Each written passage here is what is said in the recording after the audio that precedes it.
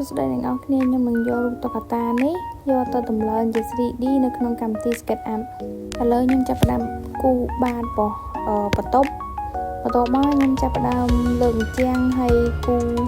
តាមម៉ូដការ៉ូម៉ូដអីដែលនៅក្នុងតុក្កតាហ្នឹងណាហើយបន្ទាប់មកយើងចាប់ផ្ដើមដាក់បាតឡោទឿដាក់កម្មចដាលហើយយើងតម្លើងតាមអ្វីដែលមាននៅក្នុងរូបតុក្កតាហ្នឹងដាក់ពណ៌អីដូចនៅក្នុងរូបតុក្កតាហ្នឹងមកនៅពេលដែលយើងធ្វើប្រអួយធ្វើអីហើយយើងចាប់ផ្ដើមទាញ furniture ចូលដើម្បីយកមករៀបចំនៅខាងក្នុងបន្ទប់ដែលយើងធ្វើហ្នឹងណា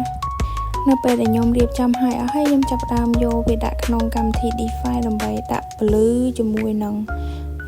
សេរី texture ផ្សេងថែមទៀតដើម្បីវាកាន់តែស្អាតហើយនៅពេលដែលខ្ញុំធ្វើវារួចហើយខ្ញុំចាប់ផ្ដើម render វាជាវីដេអូនិងរូបភាពស្លឹកបើចង់មើលរូបភាពស្លឹកអាចចូលក្នុង account TikTok ខ្ញុំបាន